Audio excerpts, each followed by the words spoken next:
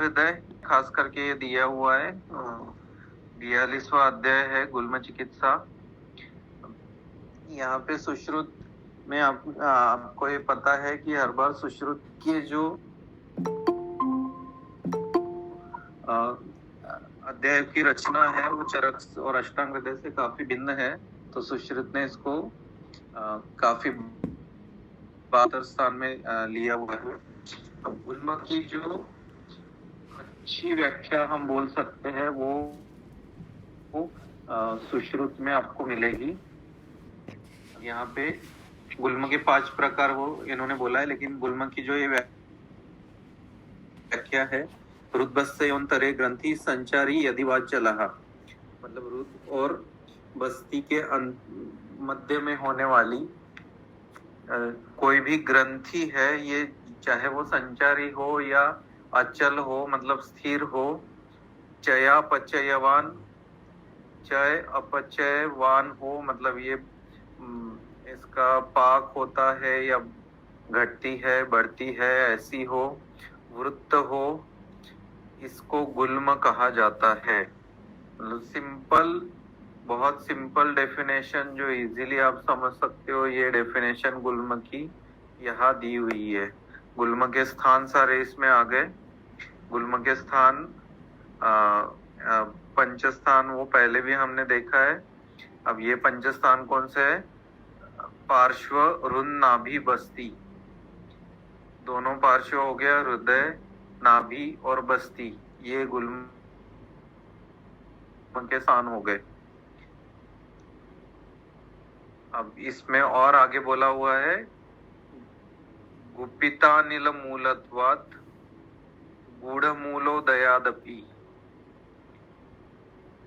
मतलब अनिल का मूल है ये गुप्पित होता है, मतलब जो ऊपर से आपको दिखेगा नहीं, ऐसा इसका मूल होता है, गूढ़ होता है इसका मूल, और गुल्म के तरह इत्यभिधीयते, गुल्म के तरह जैसे गुल्म बढ़ता है, जैसे वृक्ष गुल्म ये जो प्रकार आपने देखे हुए हैं, वो जैसे फैलते हुए बढ़ता है, वैसे ये फैल के ये बड़ा हो सकता है, इसमें विशालता आ सकती है, इसके वजह से इसे गुल्म कहा गया है।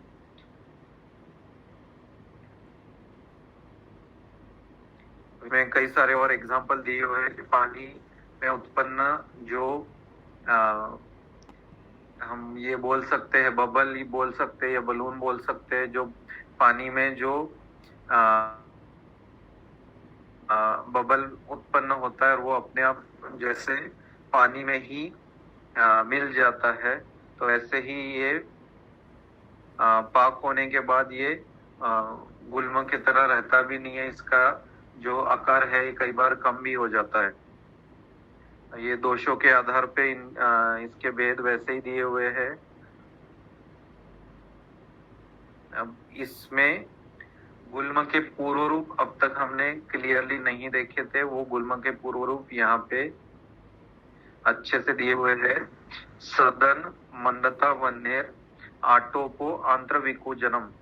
सदन मतलब दौर्बल्य है, अग्निमांद्य है, आटोप आंत्र विकुजन ये लक्षण उत्पन्न हो सकते हैं।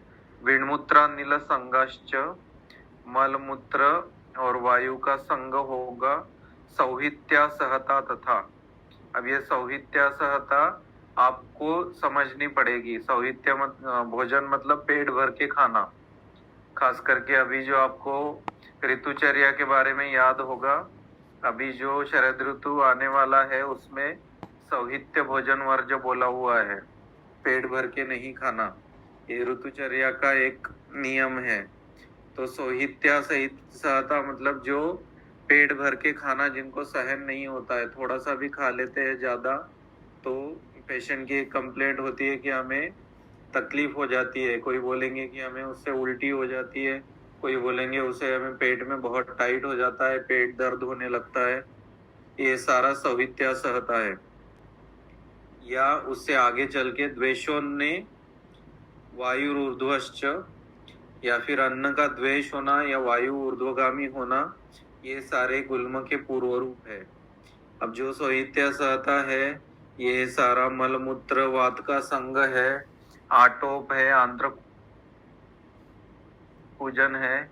अब आटोप आंत्र पूजन जो है वो 1-2 दिन होके बंद होता है, तो उसमें आपको कोई घबराने की जरूरत नहीं है। लेकिन कोई बोलेगा कि मुझे 1 महीने से ये हो रहा है, 2 महीने से ये हो रहा है, तो आपको वही समझना चाहिए कि आगे कोई ना कोई गुल्म या अन्य कोई व्याधि उत्पन्न होने के चांसेस है। हृत्कुक्षिशूलम मुख कंठ शोषो वायोर निरोधो विषमाग्निताच। हृत्कुक्षिशूल होगा, मुखकंठ शोष होगा, वायु का निरोध होगा और अग्नि में वैषम्य होगा। कभी बहुत ज्यादा भूख लगेगी, कभी बहुत कम भूख लगेगी या भूख ही नहीं लगेगी, तो ये अचानक अग्नि वैषम्य हो जाता है। तेते विकाराः पवनात्मकाश्च भवन्ति गुल्मे नीलसंभवेतु। अब ये वातज सारे लक्षण के जो सारे जो लक्षण हैं, और तेते विकारा मतलब जो गुल्म के स्थान बोले हैं उस स्थान के आधार पे और अन्य लक्षण भी उत्पन्न होंगे। ये वातज गुल्म के लिए बोला हुआ है। पित्तज में स्वेद ज्वर दाह विदाह तृष्णांग राग कटुवक्त्रता पित्तस्य लिंगा नखिलानी यानी पित्तात्मकेतानी भवंती गुल्मे। मतलब ये सारे पित्तज लक्षण गुल्म को स्थानों से संबंधित आपको दिखना, ये सारे पित्तज गुल्म के लक्षण बोले हुए हैं। और सैमित्य अन्य अरुचि अंग सादश छर्दी प्रसेको मधुरास्यताच कफस्य लिंगानी च यानी तानी भवंती गुल्मे कफ संभवे। तो ये सारे कफ संभव गुल्म में या कफश गुल्म में ये सारे लक्षण आएंगे।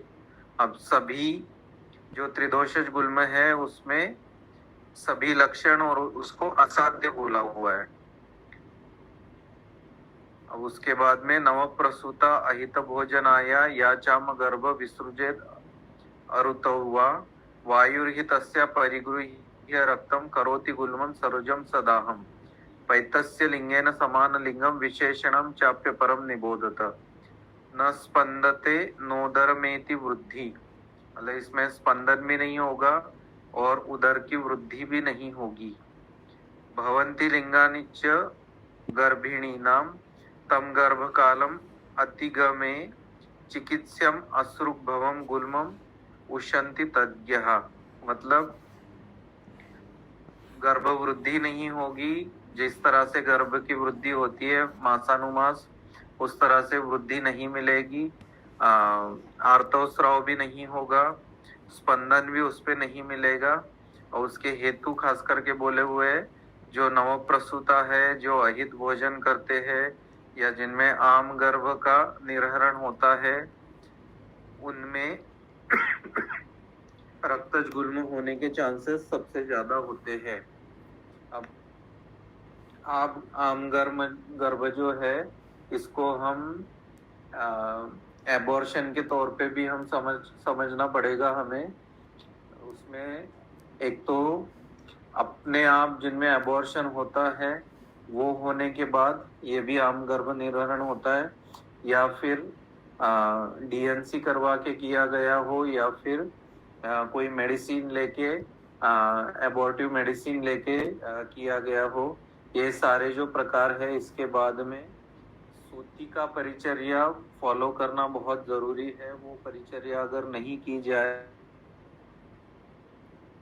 उसके बाद में अहित भोजन किया जाए, तो ये आगे चल के गुल्म का हेतु बनेगा। और फिर उनमें कई तरह की जैसे ग्रंथियां उत्पन्न होती है, कई तरह के फाइब्रॉइड है, यूटेराइन ट्यूमर्स है, ये कई सारी चीजें उत्पन्न होने के चांसेस होते हैं। तो इसके बारे में भी आपको ध्यान रखना है। ये हेतु यहाँ स्पेसिफिकली आए हुए हैं, इसलिए इसका डिस्कशन हम कर रहे हैं अभी। अब वात गुल्म में चिकित्सा क्या बोली है? वात गुल्मार्दित स्निग्धम युक्तम स्नेह विरेचने उपाचरेद यथा कालम निरूहे सानुवासने। स्निग्ध विरेचन या फिर यथाकाल निरूह अनुवासन, ये चिकित्सा करनी है। पित्त गुल्म में स्निग्ध काकोले आदि घृत से विरेचन करके मधुर योग का निरूह सभी करना है। उसके बाद में श्लेष्म गुल्मार्दित स्निग्धम पिप्पल्यादि घृतेन तु तीक्ष्ण विरिक्तम तद्रूप निरूह समुपाचरेत।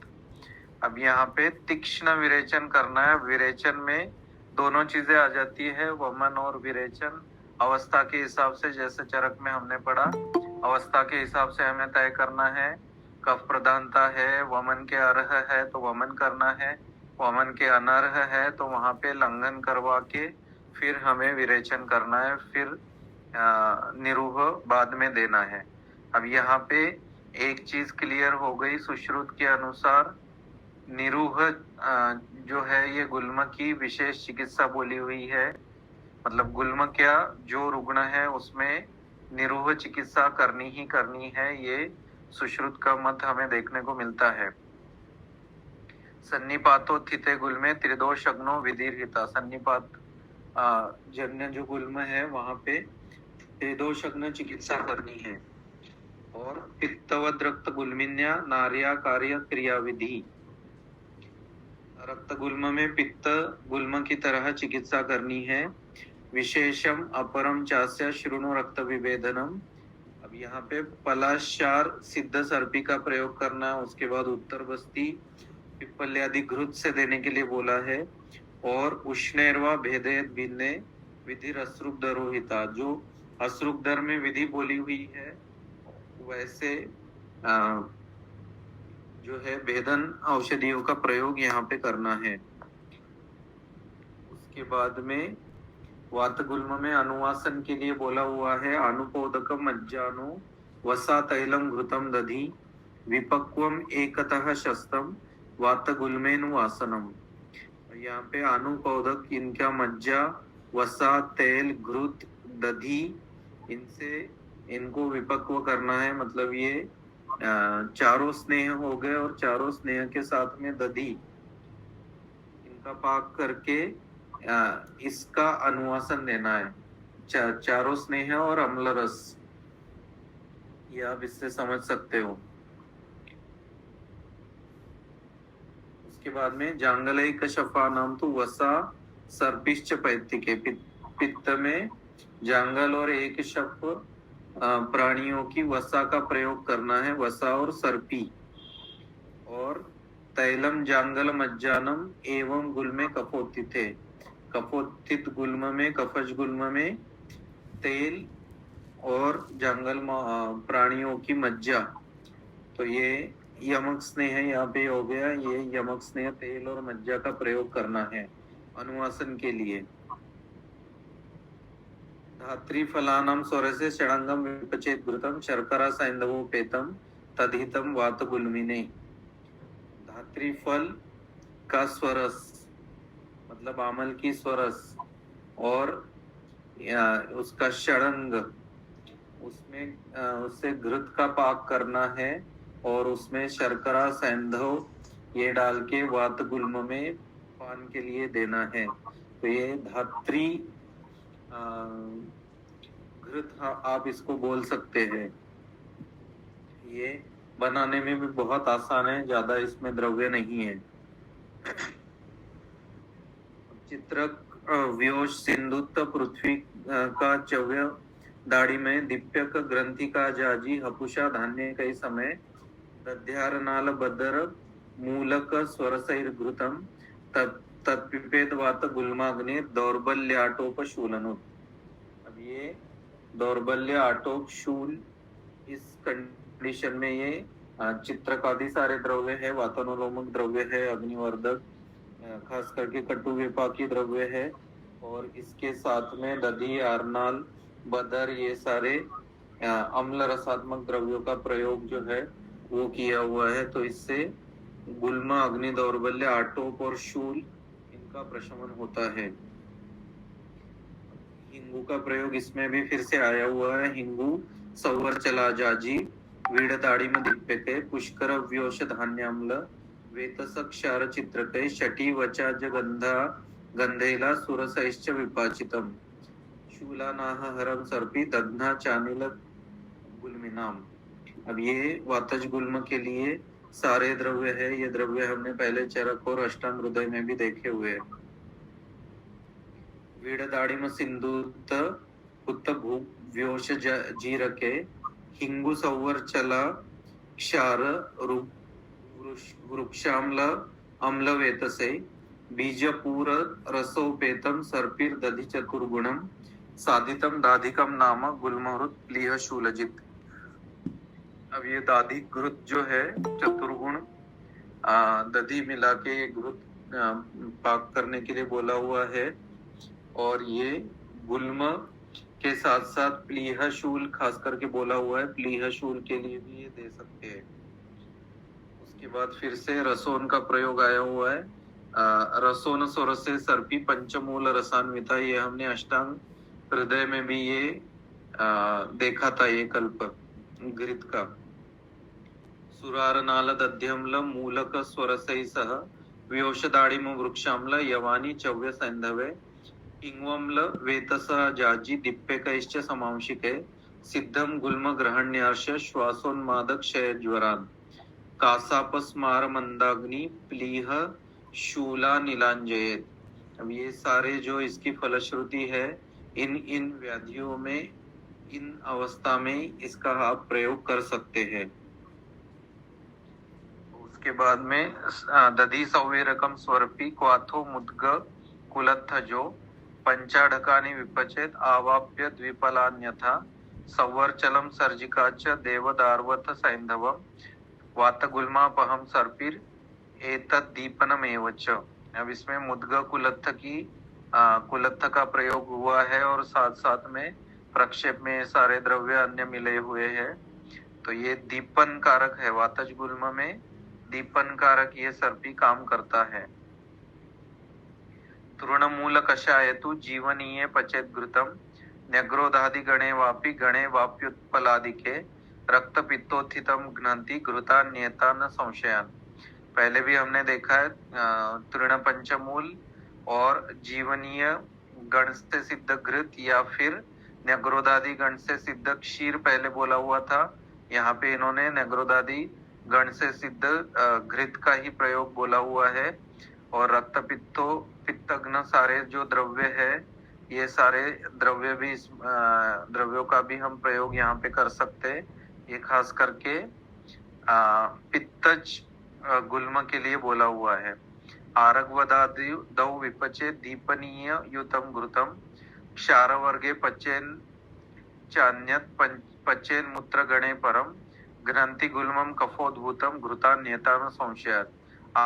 आरगवदादि गण या क्षार वर्ग मूत्र गण इनसे सिद्ध घृत जो है ये कफज गुल्म के लिए आप इनका प्रयोग कर सकते हो। यथा दोषो श्रयम चापी चिकित्से सन्निपातकम। तो सन्निपात में जिस दोष की प्रबल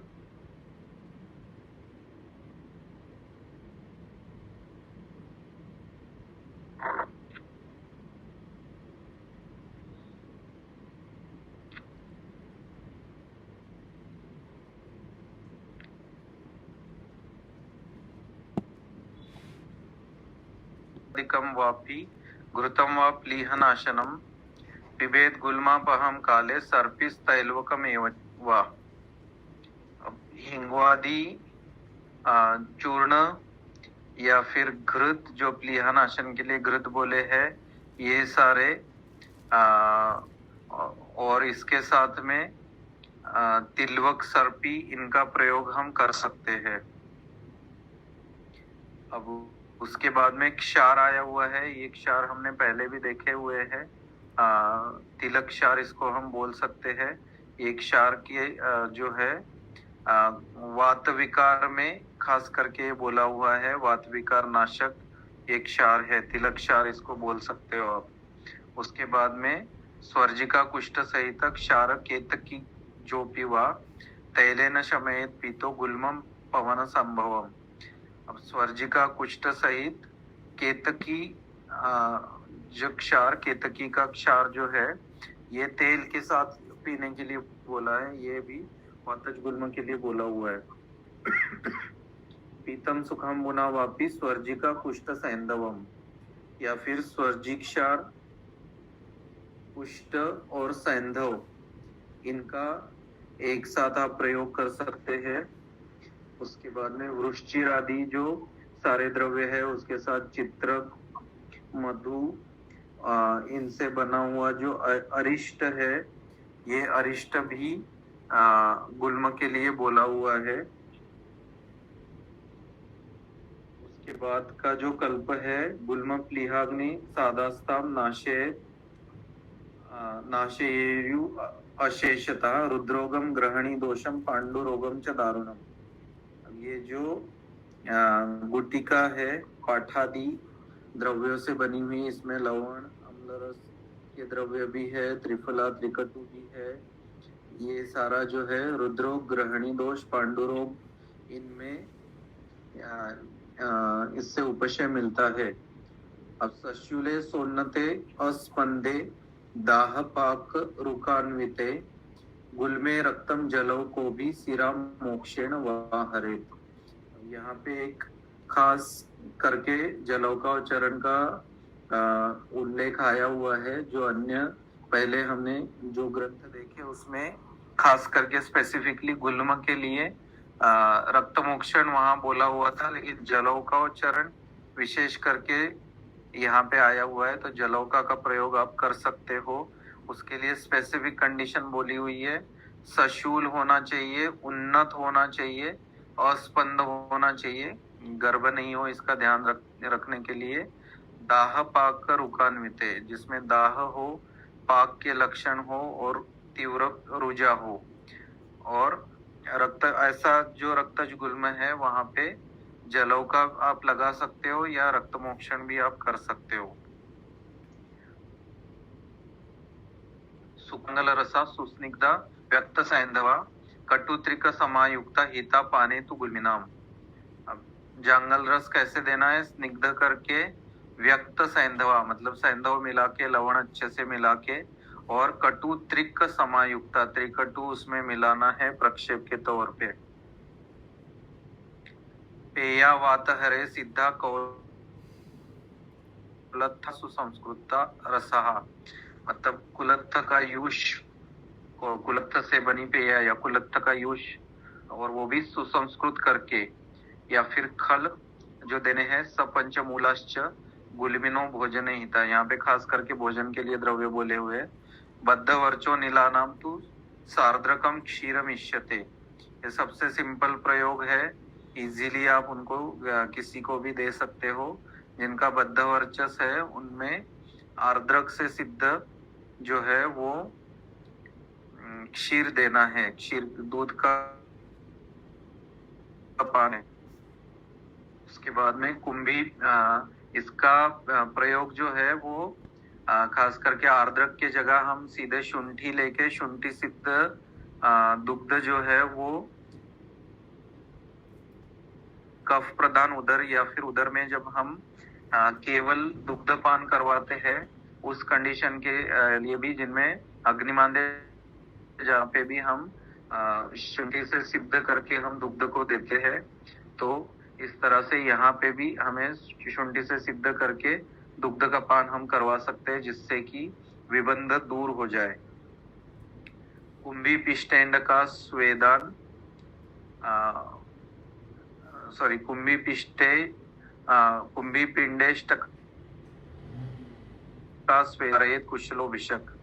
यहाँ पे कुंभी स्वेद, इष्टिका स्वेद और पिंड स्वेद, ये स्वेद के प्रकार है, इनका हम यहाँ पे प्रयोग कर सकते हैं। गुल्मिन सर्व एवोक्ता दुर्विरेच्य तमावृषम अतश्चेसास्तु सुस्विनान स्त्रंसनेनोपपादयेत। इस गुल्म जो है वो दुर्विरेच्य होते हैं, इसलिए वहाँ जो ग्रंथोक्त विरेचन बोला हुआ है वो विरेचन ना देते हुए यहाँ पे सुस्विन्न करके हमें स्त्रंसन का प्रयोग करना है। ये चीज खास करके ध्यान रखनी है। पहले स्पेसिफिकली ये लाइन किसी ने नहीं बोली है, लेकिन जो स्त्रंसन के लिए औषधियाँ दी है वो इसी हिसाब से दी है।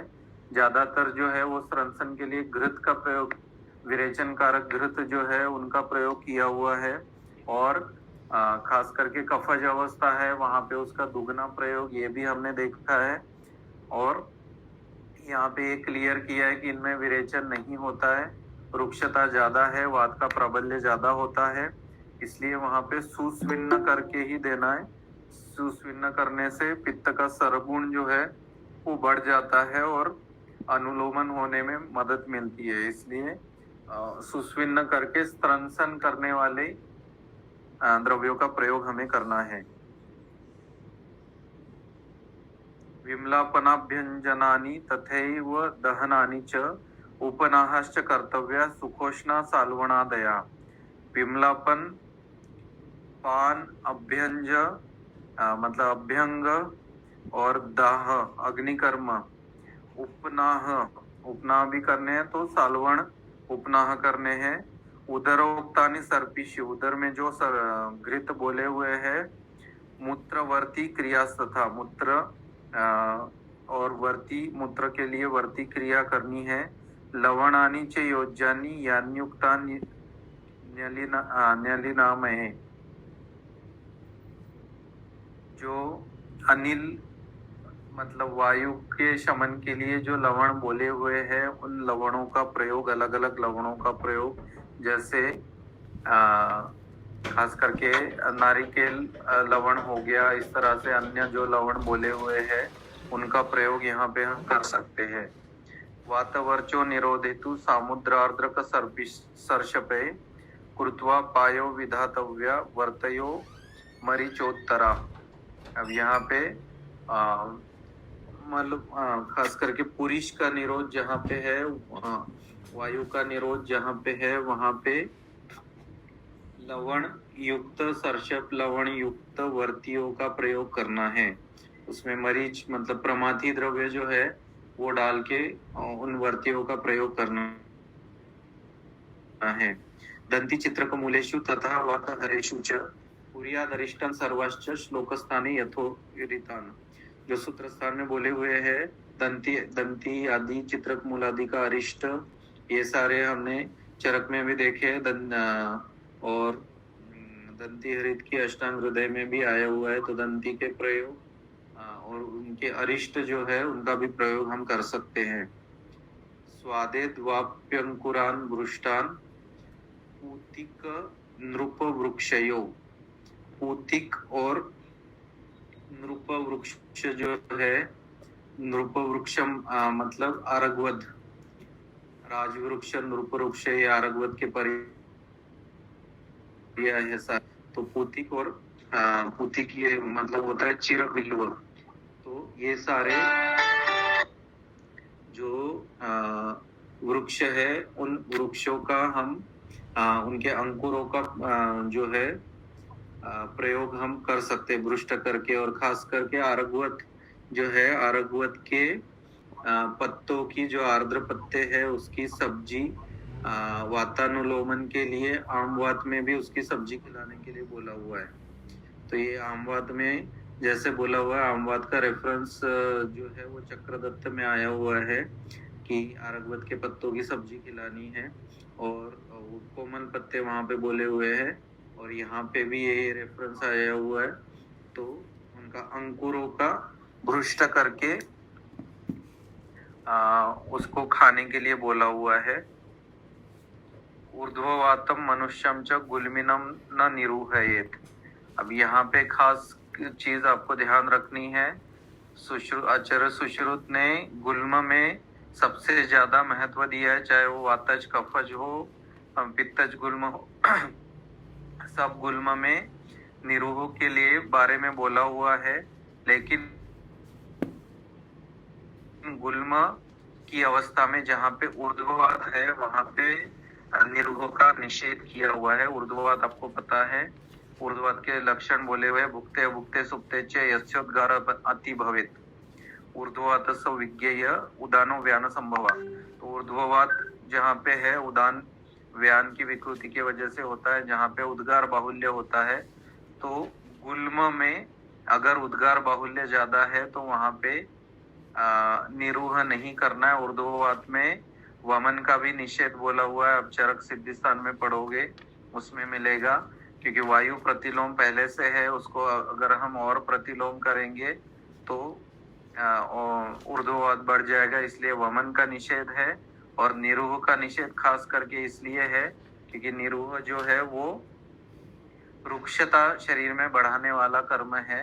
तो यहाँ पे कहीं पे भी उन्होंने बस्ती का निषेध नहीं बोला है। बोलना होता तो सीधे बस्ती का निषेध बोलते, लेकिन बस्ती का निषेध नहीं बोला हुआ है। आप स्नेह बस्ती इनमें दे सकते हो, जरूरत पड़े तो सस्नेह यापन बस्ती आप इसमें दे सकते हो, लेकिन निरूह नहीं देना है। और किसी भी तरह से तीक्ष्ण निरूह तो देना ही नहीं है।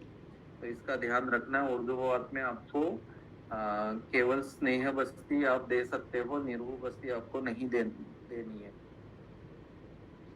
पिबेत त्रिवृन नागरम व सगुणाम व हरितकिम गुगुलुम त्रिवृताम दंती द्रवंतीम सैंधवम वचाम मूत्र मध्य पयो द्राक्षा रसेर वीक्ष बलाबलम। अब ये सारे जो है सगुण हरित की है, गुगुल त्रिवृत दंती द्रवंती, ये सारे द्रव्य जो है बलाबल के आधार पे आप स्तनसन के लिए दे सकते हो। एवं पीलूनी भ्रुष्टानी पिबेत स लवणानी तू। भ्रुष्ट जो पीलू है उसको लवण के साथ उसका प्रयोग कर सकते हैं। पिप्पली पिप्पली मूल चव्य चित्रक सैंधव्य युक्ता हंती सुरा गुल्मम शीघ्रम काले प्रयोजिता। गुल्म की शुरुआत में और उचित काल में अगर आप देते हो तो ये जो सुरा है, ये सुरा से गुल्म का नाश हो जाता है। बद्धवीण मारुतो गुल्मी भुंजित पयसा यवान गुल्माशान व बहुस्नेहान भक्षे लवणोत्तरान। हमने चरक अष्टांग हृदय इनमें भी ये चीज देखी थी। जहाँ पे बद्ध विण मारुत है वहां पे दूध का प्रयोग बोला हुआ है। अब दूध के साथ अलग अलग द्रव्य दिए हुए हैं। दूध के साथ पहले हमने जैसे अभी आर्द्रक देखा, वैसे यव का प्रयोग बोला हुआ है। तो जो यव का दलिया है, जैसे गेहूं का दलिया बनता है, वैसे यव का दलिया, दूध दलिया बना के आप बोल सकते हो कि इसका सेवन करो। या कुलमाश जो है, माश वैसे ही बोला हुआ है पुरीशवर्धक, तो उसका प्रयोग उसमें वो भी बहुस्नेह के साथ बोला हुआ है, बहुस्नेह के साथ उसका प्रयोग कर सकते हो। अथास्य उपद्रव शूलक कथंचित उपजायते शूलम निखा नितमिवा सुखम येन तु वेत्यसो। अब जो गुल्म का उपद्रव जो है उसके फलस्वरूप शूल ये लक्षण उत्पन्न होता है। शूल जो है वो खास करके एक व्याधि बोली हुई है। अब उसमें तत्र विणमूत्र संरोध कृच्छोश्वास स्थिरांगता। अब उसमें विणमूत्र संरोध हो जाएगा, उच्छ्वास जो है वो कृच्छ होगा। निश्वास और उच्छ्वास मतलब श्वास बाहर निकालना जो है वो कष्ट से निकलेगा। स्थिरांगता, अंग में स्थिरता आती है, हलचल कम हो जाएगी। तृष्णा दाहो भ्रमो अन्नस्य विदग्ध परिवृद्धिता। तृष्णा अत्यधिक होगी, दाह होगा, भ्रम ये लक्षण मिल सकता है। अन्नस्य विदग्ध जो है विदग्धता हो जाएगी आहार की। रोमहर्षो अरुचिर छर्दी भुक्त वृद्धिर जड़ांगता। और रोमहर्ष होगा, अरुचि होगी, और उसके बाद में जड़ांगता, खाने के बाद में शरीर में जड़त्व आना। वायवादिभिर यथा संख्यम मिश्रेर्वा। अब इसके जो लक्षण है वो वायवादी युक्त और मिश्र, ये सारे लक्षण मिलते हैं। अब ऐसे लक्षण आते हैं तो उसमें क्या चिकित्सा करनी है? पथ्यात्रि लवणम क्षारम हिंगु तुम्बरु पौष्करम यवानिम च हरिद्रा च विडंगान्यम्लवेतसम विदारी त्रिफला भीरु श्रृंगाटी गुड़ शर्करा काश्मरी फल यष्टाव परुषक हिमानी च षड्ग्रंथाति विषा दारु पथ्या मरिच वृक्षजान कृष्णा मूलक चव्यम च नागर क्षार चित्रकान उष्णाम्ल कांजिक क्षीर तोये श्लोक समापनान यथाक्रमम विमिश्राश्च द्वंद्वे सर्वाश्च सर्वजे। अब ये दोष के आधार पे दो दो लाइन के जो श्लोक है, ये वात पित्त और कफ, इनमें अगर इनके मिश्र लक्षण है, द्वंद्वज है, तो ये मिक्स करके देना है। तो जो दो दो लाइन में जो ये द्रव्य बोले हुए हैं, इन द्रव्यों का कॉम्बिनेशन जो है वो कॉम्बिनेशन शूल की अगर अवस्था उत्पन्न होती है तो उसमें ये कॉम्बिनेशन देना है। तथैव सेकावगाह प्रदेहाभ्यंग भोजनम, उसमें इसके साथ सेक अवगाह प्रदेह अभ्यंग भोजन देना है। शिशिरोदक पूर्णानाम भाजनानाम च धारणम। शिशिरोदक पूर्ण भाजन मतलब शीतल जल से भरा हुआ जो भी भगोने हैं या घड़े हैं, उनका धारण करना वहां पे जहाँ पे शूल हो रहा है वहां पे। वमनोन्मर्दन स्वेद लंघन क्षपण क्रिया। वमन उन्मर्दन, स्वेद, लंघन और क्षपण, दोष क्षपण में खास करके दोष जो बढ़ा हुआ है उस दोष का क्षपण हमें करना होता है। स्नेहादिश्च क्रम सर्वो विशेषेण उपदिश्यते। स्नेहादि क्रम जो है ये आप कर सकते हो। अब यहाँ पे वल्लूरम मूलकम मत्स्या शुष्का शाकानि वैदलम न खादे आलुकम गुल्मी मधुराणी फलानी च। गुल्म में क्या क्या नहीं खाना है, ये स्पेसिफिकली गुल्म के लिए अपत्य क्या है, वल्लूर है, मूलक है, मत्स्य है, शुष्क शाक है, वैदल है, मतलब द्विदल धान्य जैसे दालें हो गई, सभी जो चौलाई हो गई, छोले, चने, राजमा, ये सारी चीजें आ गई इसमें। न खादित आलूकम, आलूक जो है उनका भी, और मधुर फल जो है खास करके जो जमीन के नीचे उत्पन्न होने वाले कंद है मधुर, उनका प्रयोग भी यहाँ पे नहीं करना है। बिना गुल्मे ने यच्छूलम गुल्म स्थानेषु जायते निदानम तस्य वक्ष्यामि रूपम स चिकित्सितम। यहाँ तक गुल्म पूरा हो गया। अब गुल्म के बिना अगर शूल, गुल्म के साथ गुल्म के उपद्रव स्वरूप उत्पन्न होने वाला शूल जो है उसके लक्षण बता दिए, उसकी चिकित्सा बता दी। जो बिना गुल्म के भी शूल उत्पन्न होता है उसके कारण और लक्षण यहाँ पे दिए हुए हैं, तो वो भी हम देख के फिर आज पूरा करते हैं। यहाँ पे कारण जो बोले हुए हैं ये ध्यान रखो, ये कॉमनली कारण मिलते हैं। वातमूत्र पुरीक्षाणाम निग्रहात अति भोजनात्। अब ये वेग रोग हो गया, खास करके वात, मूत्र और पुरीष। वात का निग्रह हो जाता है, बहुत से पेशेंट आपको मिलेंगे मूत्र निग्रह करने वाले, खास करके ड्राइवर्स, जो लॉन्ग जर्नी करने वाले या एसी में बैठने वाले जहाँ पे वॉशरूम सही नहीं है, और पुरीष वेग धारण बहुत से ऑफिस में जहाँ पर फैसिलिटी नहीं होती है वहां पे ये हो जाता है। और ये निग्रह करके फिर अति भोजन करना, उसके बाद में अजीर्णाध्यशन, टाइम हो गया इसलिए खा लिया, भूख लगी है नहीं लगी है देखा ही नहीं है। अनायास, खास करके अजीर्णाध्यशन हो गया, उसके साथ में अनायास, कोई आयास नहीं करना, फिजिकल वर्क नहीं है, सेडेंटरी लाइफ है पूरी। विरुद्धान्नोपसेवनात्, विरुद्ध आहार का अत्यधिक सेवन करना। पानीय पानात् क्षुत् काले, ये बहुत इंपॉर्टेंट हेतु है, ये भी बहुत ज्यादा मिलता है कि भूख लगी है लेकिन उस समय खाने के लिए कुछ नहीं है तो कुछ लिक्विड ले लिया। कुछ लोग ऐसे मिलते हैं जो कोल्ड ड्रिंक भी लेते हैं। मैक्सिमम लोग जो आपको मिलेंगे वो भूख लगी है तो चाय पी लिया, चाय से भूख जो है वो निकाल दी, अभी टाइम निकाल दिया, इस तरह से भी करने वाले लोग बहुत मिलेंगे। और विरूढ़ानाम च सेवनात्, विरूढ़ धान्य का अत्यधिक सेवन करना। पिष्टान्न शुष्क मांसानाम उपयोगा तथैव च, पिष्टान्न का प्रयोग, शुष्क मांस का प्रयोग अत्यधिक करना। पिष्टान्न जो है, हम रोटी तो खाते हैं, चलो रोटी बिना छानी हुई खाए तो ज्यादा अच्छा है। मैदे की रोटी जो रोज खाते हैं वो मिष्टान्न में आएंगे, खास करके बेकरी प्रोडक्ट जैसे ब्रेड रोज खा रहे, पाव रोज खा रहे, वो मिष्टान्न का सेवन में आएंगे। एवं विधानम द्रव्याणाम अन्येषाम चोप सेवनात्, इस तरह से अन्य जो जो भी द्रव्य हो सकते हैं उनका सेवन करना, इससे वायु प्रकुपित कोष्ठे शूलम संजनयेत भृशम, वायु प्रकुपित होके कोष्ठ में पीड़ा उत्पन्न होने लगती है, शूल उत्पन्न हो जाता है।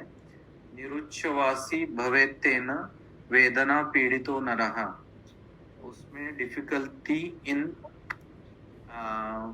एक्सेलिंग, उच्छ्वास जो है उसमें पीड़ा होने लगती है और वेदना बहुत ज्यादा होती है। अब शंकुस्फोटनवत्तस्य अस्मात् तीव्राश्च वेदना शूलासक्तस्य लक्ष्यन्ते तस्मात् शूलमिहोच्यते। ये शूल की डेफिनेशन है कि स्फोट के तरह जो है वो बहुत तीव्र वेदना जिसमें होती है, और जो शूलासक्त हो जाता है, शूल जिसे शूल होता है उसे ये इस तरह की वेदना होती है, उसको शूल व्याधि कहा जाता है।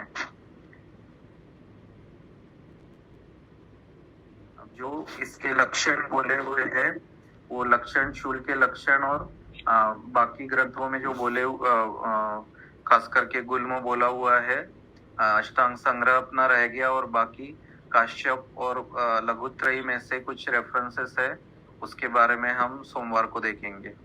यहाँ तक कोई क्वेश्चंस है तो अभी ले सकते हैं।